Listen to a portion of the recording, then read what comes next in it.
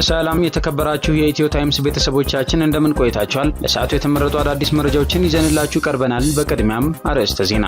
የአማራ ፋኖ ሚያዝያ 14 እና 15 ቀን 2017 ዓ.ም ባካሄዳቸው ውጊያዎች ከ55 በላይ የመንግስት አካላት መገደላቸውንና ሌሎችን ቁስለኛ ማድረጉን ገልጿል። የንብረት ጉዳት ማድረሱን የጠቆመ ሲሆን ከወረይሉ ተነስተው ወደ ግሼራቤል ለመከላከያ ሬሽን ለማድረስ የተንቀሳቀሱ ሁለት አይሱዚዎችን ከጥቅም ውጪ ማድረጉን አመላክቷል።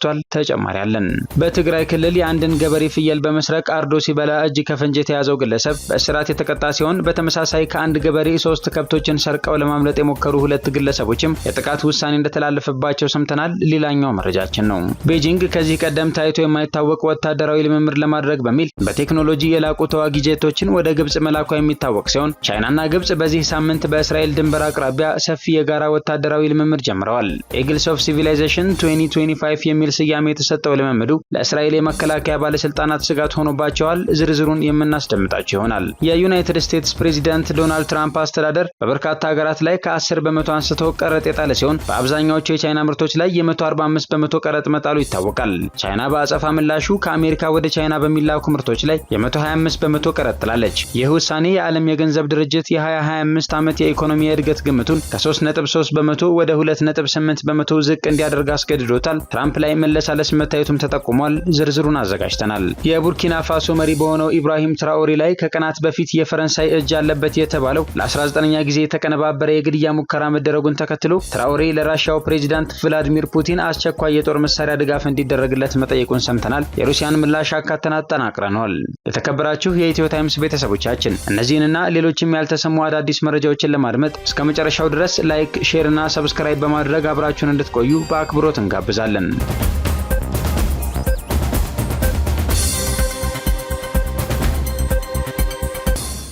ሜሪጆ ኢትዮጵያ የዩኤስኤድ ድጋፍ ማቆሙና የኑሮ ውድነት ስራዬ ላይ እንቅፋት ሆኖብኛል አለ።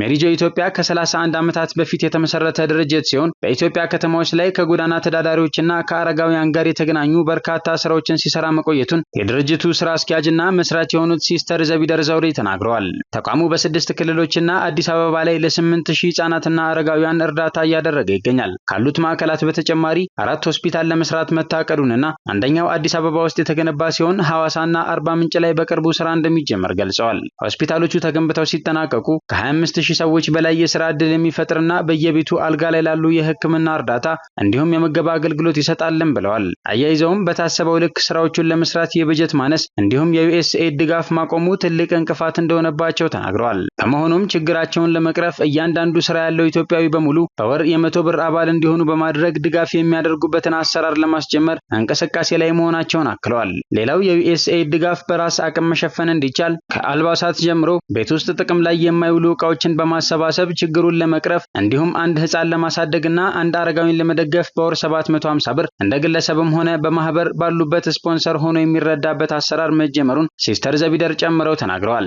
አክለውም ሁሉም የማህበረሰብ ክፍል ድጋፍ በማድረግ የበኩሉን አስተዋጽኦ እንዲወጣ ጥሪ አስተላልፈዋል። የኢትዮጵያ የህዝብ እንባ ጠባቂ ተቋም የነጻ የቅሬታ መቀበያ በሚፈልገው መልኩ አገልግሎት እየሰጠ ለመሆኑ ተጠቆመ። በ2017 በጀት ዓመት የኢትዮጵያ እንባ ጠባቂ ተቋም ባለፉት 9 ወራት ውስጥ 2890 አቤቱታዎችን ለመቀበል አቅዶ 1716 አቤቱታዎች ብቻ የቀረቡ ሲሆን በዚህም የእቅዱን 60 በመቶ ማሳካት የቻለ መሆኑ ተገልጿል። ተቋሙ የቅበላ እቅዱን ለማሳካት ያልቻለው በበጀት እጥረት ተቋሙን የማስተዋወቅ ስራ እየተሰራ ባለመሆኑ የተቋሙ ነጻ የቅሬታ መቀበያ በሚፈልገው መልኩ አገልግሎት እየሰጠ አለመሆኑና የተቋሙ የማስፈጸም አቅም በበጀት ቁሳቁስና የሰው ኃይል የተሟላ አለመሆኑን የህዝብ ግንኙነትና የኮሙኒኬሽን ክፍል ስራ አስፈጻሚ የሆኑት አቶ አንላይ ወርቄ ተናግረዋል። ከቀረቡት 1716 አቤቱታዎች ውስጥ 564 አቤቱታዎች ተቀባይነት ባለማግኘታቸው በተቋሙ ስልጣን ስር የማይወድቁ ማለትም በፍርድ ቤት የታዩ የወንጀል ጉዳዮች ላይ የቀረቡ አቤቱታዎች በመሆናቸው ነው። በዚህም በአቤቱታ ቅበላ ክፍል ለአቤቱታ አቅራቢዎች ተገቢው የህግ ምክር አገልግሎት ተሰጥቷቸው የተሸኙ ሲሆን 469 አቤቱታዎች ደረጃቸውን ተጠብቀው ያልቀረቡ በመሆኑ ወደ ተገቢው አካል ደረጃቸውን ጠብቀው እንዲቀርቡ ተልከዋል። ቀሪ 683 አቤቱታዎች ደግሞ ምርመራ እንዲካሄድባቸው ለመርማሪዎች የተመሩ ናቸው።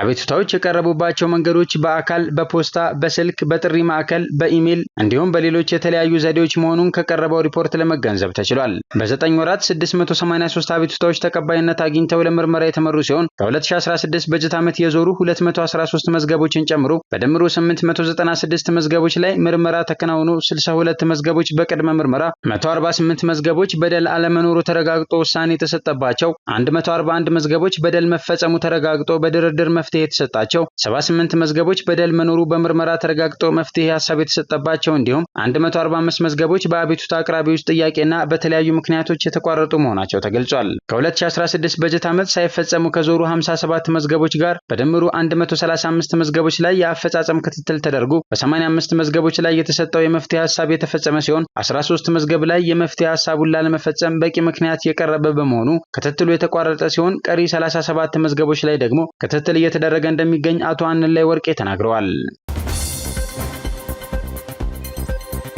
መከላከያ በሁለንተናዊ የለውጥ እንቅስቃሴ ውስጥ መሆኑ ተገለጸ። የሕዝብ ተወካዮች ምክር ቤት የውጭ ግንኙነትና የሰላም ጉዳዮች ቋሚ ኮሚቴ የኢፌዴሪ መከላከያ ጠቅላይ መምሪያን ጎብኝቷል። ለቋሚ ኮሚቴው የመከላከያ ሚኒስቴር ኢንጂነር አይሻ መሐመድና የተቋሙ ከፍተኛ አመራሮች አቀባበል አድርገዋል። በጠቅላይ መምሪያው እየተከናወኑ ያሉ ዘርፈ ብዙ የመሰረተ ልማት ስራዎች ተጎብኝተዋል። በጉብኝቱ ላይ በመከላከያ ጠቅላይ መምሪያ የጠቅላላ አገልግሎት ዋና ዳይሬክቶሬት የፋሲሊቲ አስተዳደር ዳይሬክተር ተወካይ ሌተናል ኮሎኔል ሳሙኤል አኑኖ አካባቢውን ለእይታ ሳቢና ማራኪ ከማድረግ ባሻገር በርካታ የልማት ስራዎች መሰራታቸውን ገልጸው የልማቱ ተጠቃሚ ለመሆን በቅተናል ብለዋል። የመሰረተ ልማት ስራዎችን ተዘዋውረው የተመለከቱት የቋሚ ኮሚቴው አባላት ሰራዊታችን ልክ እንደ አይን ብሌናችን በስስት የምንጠብቀው ሀገርን በህይወቱ የሚያጸና የእናት ሀገር የቁርጥ ቀን ልጅ ነው ብለዋል። ከዚህ ጎን ለጎን ደግሞ በየተሰማራበት የግዳጅ ቀጠና ሁሉ ከህዝቡ ጎን ተሰልፎ የሚያከናውናቸውና በራስ አቅም ኑሮውን ለማሻሻል የሚተገብራቸው የስራ እንቅስቃሴዎች ውጤታማ ፍሬ ማሳየታቸውን መመልከታቸውን ገልጸዋል። በመጨረሻም ቋሚ ኮሚቴው የተቋሙን የዳታ ሴንተር የጎበኘ ሲሆን ሰራዊቱ ዓለም የደረሰበትን የቴክኖሎጂ ውጤት የታጠቀ ስለመሆኑና የኢንፎርሜሽን ኮሚኒኬሽን ስርዓቱም የወቅቱን ወታደራዊ ቴክኖሎጂ እድገት መሰረት በማድረግ የተገነባ መሆኑን ገልጸዋል። የአማራ ፋኖ በጎጃም 7ኛ ሐዲስ ዓለማየሁ ክፍለ ጦር በዛሬው ዕለት ሚያዝያ 15 ቀን 2017 ዓ.ም ሉማሜ ከተማ 3 ብርጌዶችን በማቀናጀት ማለትም መብረቁ ብርጌድ፣ አባይ ብርጌድና ተድላጓሉ ብርጌድ በተደረገው ውጊያ ከ46 በላይ የመንግስት አካላት መገደላቸው የተነገረ ሲሆን ከ20 በላይ ቁስለኛ መኖሩም ተመላክቷል። ፋኖ በዚህ ውጊያ የወረዳው ምክር ቤት አባል ከአመራሮች ጋር በመሆን አድራጊ ፈጣሪ የነበረ ያለውን አንድ ሰው፣ የፍርድ ቤት ሰራተኛ አንድ ሰው፣ የወረዳው የገቢዎች ሰራተኛ የሆነና ከህዝብ በግድ ግብር ሲሰበስብ የነበረና በውጊያ ላይ ተገኘ ያለውን አንድ ሰው እንዲሁም 8 ሚሊሻዎች ላይ ድል ተቀዳጅቻለሁ ማለቱ ተዘግቧል። በተጨማሪም በዚህ ውጊያ በተደረገው ኦፕሬሽን ከ20 በላይ እስረኛ የነበሩ የተለቀቁ ሲሆን 5 ላፕቶፕና 6 ከፋኖ ቤተሰብ ተወስደው የነበሩ የቀንድ ከብቶች ተይዘዋል ሲል ፋኖ ገልጿል። ውጊያውን የአማራ ፋኖ በጎጃም የዘመቻ መምሪያ ኃላፊ መቶ አለቃ አበበ ሰው መሆን፣ የ7ኛ ክፍለ ጦር ዋና አዛዥ መቶ አለቃ ገረመውና የክፍለ ጦሩ ምክትል ጦር አዛዥ ዶክተር መቶ አለቃ ሀብታሙ በጋራ መርተውታል ማለቱን የደረሰን መረጃ ያመለክታል። በተያያዘ ዜና ሚያዝያ 14 እና 15 ቀን 2017 ዓ.ም የአማራ ፋኖ በወሎ ቤተ አምሃራ ልጅ ኢያሱ ኮር የጎፍ ክፍለ ጦር አንድ የተመረጠ ሻምበል ለደሴ ከተማ 10 ኪሎ ሜትር ርቀት ላይ አልብኮ ጦሳ ጀብል ሰርጎ በመግባትና ደፈጣ በመያዝ በመንግስት ሚሊሻና አድማ ብተና ላይ ሰብአዊና ቁሳዊ ኪሳራ በማድረስ 4 ሚሊሻዎች ሲገደሉ በርካታ ቁስለኛ መኖሩም ተዘግቧል። ለቀጠናውና አካባቢው ህዝብም በምሽት እንቅስቃሴ ባለማድረግ ቀጣይ ለምንሰራው ልዩ ኦፕሬሽን ይተባበሩን ሲል የጎፍ ክፍለ ጦር ቃል አቀባይ ፋኖ ሱልጣን ዩሱፍ ገልጿል። እንዲሁም ምስራቅ አማራ ኮር አንድ አሳምነው ክፍለ ጦር 2ኛ ሻለቃ ቃኝ ጉባ ላፍቶ ወረዳ ዶሮ ግብር የመሸገ የመንግስት ሰራዊት ላይ ዛሬ ሚያዝያ 15 ቀን 2017 ዓ.ም ጠዋት ላይ የደፈጣ ጥቃት በመፈጸሙ ከ10 በላይ ሰዎች መገደላቸውና መቁሰላቸው ተገልጿል። ውጊያው በደፈጣና በመደበኛ ውጊያ መቀጠሉንም የደረሰን መረጃ ያመለክታል። በሌላ በኩል የአማራ ፋኖ በሸዋ የአጼ ይኩኖ አምላክ ክፍለ ጦር ብሩኬ ደምሴ ብርጌድ አልገዛም አለ ሻለቃ በወራይሉ ግንባር ከወራይሉ ተነስቶ ወደ ግሼ ራቤል ሬሽን አጅበው ለመከላከያ ለማሻገር እየተንቀሳቀሰ ከነበረው ሚሊሻ ፖሊስና አድማ ብተና ጋር ውጊያ ገጥመው እንደነበር ተመላክቷል። የፋኖ መረጃ እንደሚያሳየው በዚህ ውጊያ 6 ሚሊሻ የቆሰለ ሲሆን 5 ሚሊሻና አንድ አድማ በታኝ መሞታቸውን ተገልጿል። በንብረት ላይ ሁለቱም ሬሽን የጫኑ አይሱዚዎች ከጥቅም ውጭ ሆነዋል ሲሉም ፋኖ መምህር ከበደ ወርቁ የብሩኬ ደምሴ ፖለቲካ ዘርፍ ኃላፊ ገልጸዋል። በትግራይ ክልል የአንድን ገበሬ ፍየል በመስረቅ አርዶ ሲበላ እጅ ከፈንጅ የተያዘው ግለሰብ በእስራት ተቀጣ።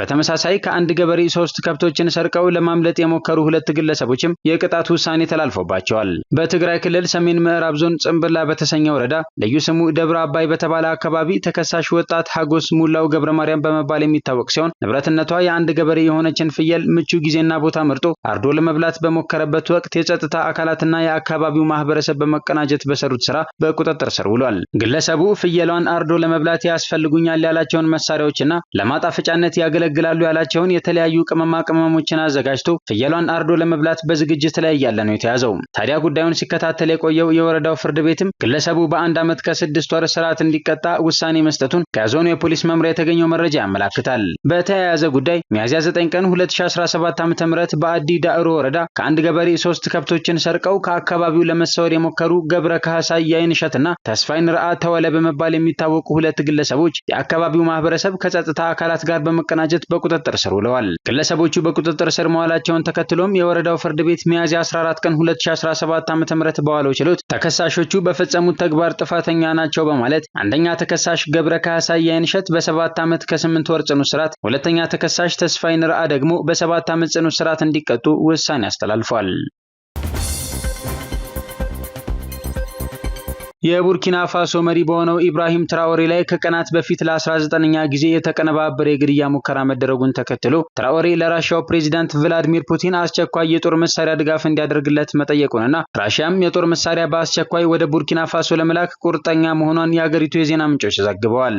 የግድያ ሙከራው በፈረንሳይ የሚደገፍ በመሆኑ እንዲሁም በአገሪቱ የታጠቁ ቡድኖች ከፍተኛ ስጋት መፍጠራቸውን ተከትሎ ራሽያ ለቡርኪና ፋሶ የጦር መሳሪያ ድጋፍ እንደምታደርግ ይጠበቃል። ራሽያና ቡርኪና ፋሶ በባለፈው ጥቅምት ወር በወታደራዊ ጉዳዮች በትብብር ለመስራት መስማማታቸው የሚታወስ ነው። ትራኦሬ በበኩላቸው ሀገሬና ሕዝቤ ነጻ እስከሚወጣ ድረስ እዋጋቸዋለሁ ብለዋል።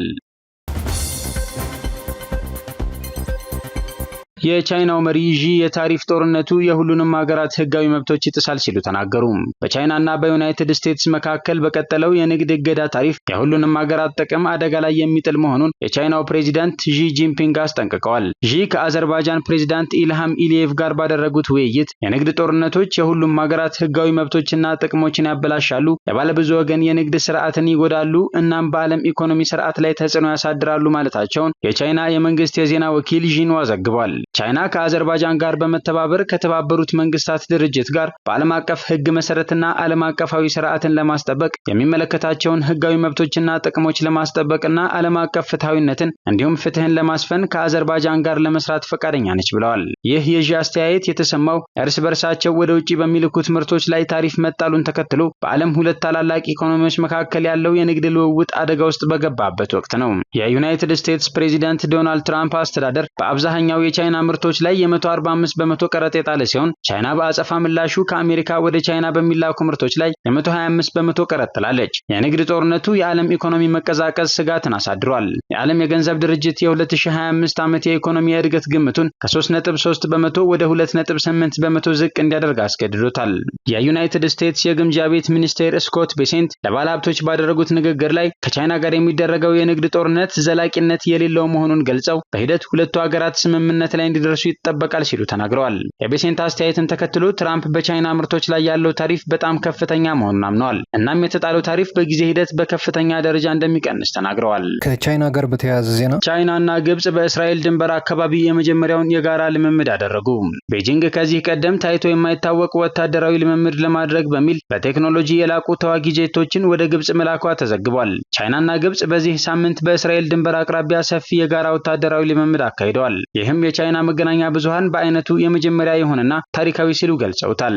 ኢግልስ ኦፍ ሲቪላይዜሽን 2025 የሚል ስያሜ የተሰጠው ልምምዱ እሁድ የጀመረው ከስዊዝ ባህረ ሰላጤ በስተ ምዕራብ 100 ኪሎ ሜትር ርቀት ላይ በሚገኘው ዋዲ አቡሪሽ አየር ማረፊያ ሲሆን እስከ ግንቦት አጋማሽ ድረስ እንደሚቀጥል ይጠበቃል። የእስራኤሉ ቻናል 12 ኒውስ እንደዘገበው ልምምዱ የቻይና ጄ10ሲ ተዋጊ ጀቶች፣ ነዳጅ የሚሞሉ አውሮፕላኖችና ኬጂ 500 አየር ወለድ ቅድመ ማስጠንቀቂያ አውሮፕላኖች እንዲሁም በግብጽ የሚንቀሳቀሱ ሩሲያ ሰራሽ ሚግ 29 ቻይናን ይገኙበታል። ምዕራባውያን ተንታኞች እርምጃውን የቤጂንግ ሰፊ ስትራቴጂ አካል አድርገው ይመለከቱታል። በመካከለኛው ምስራቅና በአፍሪካ ያለውን ወታደራዊ ይዞታ ለማስፋት ያለመ ነው ያሉ ሲሆን ይህ ክስተት በአካባቢው ያለው የአሜሪካ እንቅስቃሴ መቀነሱን ያሳያል ሲሉ ተደምጠዋል። የቀድሞው የዩናይትድ ስቴትስ ሴንትኮም ኮማንደር ጄኔራል ጆሴፍ ቮቴል ለዋርዞን በሰጡት ቃለ መጠይቅ እንደተናገሩት ከሆነም ይህ አጋሮቻችን አማራጮች መመልከት እንዳለባቸው ማሳሰቢያ ነው። ቻይና ራሷን እንደ ብቁ ወታደራዊ አቅራቢና ስትራቴጂካዊ አጋር አድርጋለች ብለዋል። ከአሜሪካ ለወታደራዊ እርዳታ ብቻ 1.5 ቢሊዮን ዶላር የምታገኘው ግብጽ ከጋዛ የተፈናቀሉ ፍልስጤማውያንን ለመውሰድ አሜሪካ ያቀረበችውን ሐሳብ በመቃወም በምትኩ በባህር ዳርቻው አካባቢ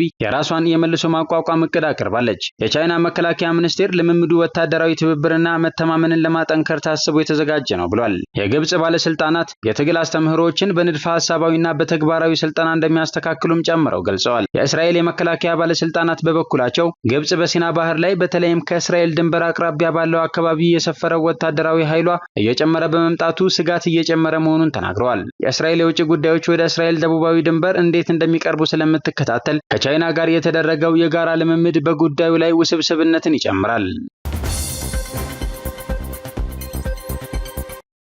አሜሪካ 500 የሁቲ ተዋጊዎችን መግደሏን አስታወቀች። የሁቲ አዛዦች ሞተዋል፣ ወታደራዊ መሰረተ ልማትም ተጎድቷል ሲሉ የሰንዓው መንግስት የማስታወቂያ ሚኒስቴር ተናግረዋል።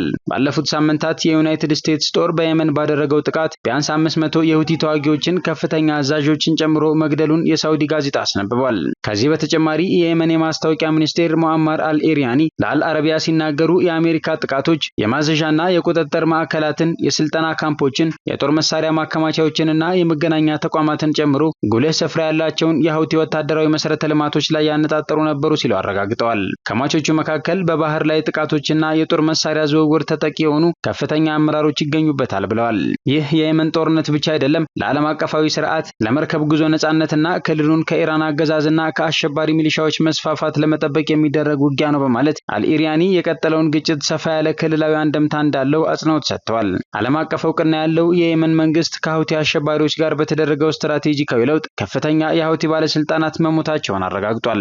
አልኢሪያኒ የትራምፕ አስተዳደር የግጭት አያያዝን አወድሷል። የዩናይትድ ስቴትስ ፕሬዝዳንት ዶናልድ ትራምፕ በሁቲ ሚሊሻዎች ላይ ዘመቻ የጀመሩት ሁቲዎች በዓለም አቀፍ መርከቦችና በእስራኤል ላይ ለደረሰው ጥቃት ምላሽ ነው። የዩናይትድ ስቴትስ ማዕከላዊ እዝ የቡድኑን የገንዘብ ድጋፍና ሎጂስቲክስን ለማቋረጥ በሚደረገው ጥረት በምዕራብ የመን የነዳጅ ማደያ መውደሙን በቅርቡ አረጋግጧል። የዩናይትድ ስቴትስ ጥቃቶች በርካታ የሁቲ ማሰልጠኛ ካምፖችን አውድመዋል፣ የቡድን የአየር መከላከያ ስርዓትን በእጅጉ አዳክመዋል፣ እንዲሁም ሰው አልባ አውሮፕላኖችንና የሚሳኤል ጥቃቶችን በተለይም በቀይ ባህርና በባብ አልመንዳብ ላይ የማጥቃት አቅማቸው ቀንሷል ሲል አልአረቢያ ዘግቧል። ሁቲዎች የኪሳራቸውን መጠን በይፋ አላሳወቁም። የየመን ባለስልጣናት እንደሚሉት ከሆነ ግን ቡድኑ በድጋፍ ስራቸው ውስጥ ሁከት እንዳይፈጠር በማሰብ ቤተሰቦች ዝም እንዲሉ ጫናና የሐሰት መረጃ ዘመቻዎችን ከፍቷል ብለዋል። አሁን በመካከለኛው ምስራቅ ያለው አለመረጋጋት ለኢራንና በአካባቢው ለዓመታት የዘለቀው ዓለም አቀፍ ቸልተኝነት ውጤት ነው ተብሏል። ይህን አዝማሚያ ለመቀልበስ የአሜሪካ ቀጣይ ውሳኔ ወሳኝ ነው ሲሉ አልኢሪያኒ ተናግረዋል።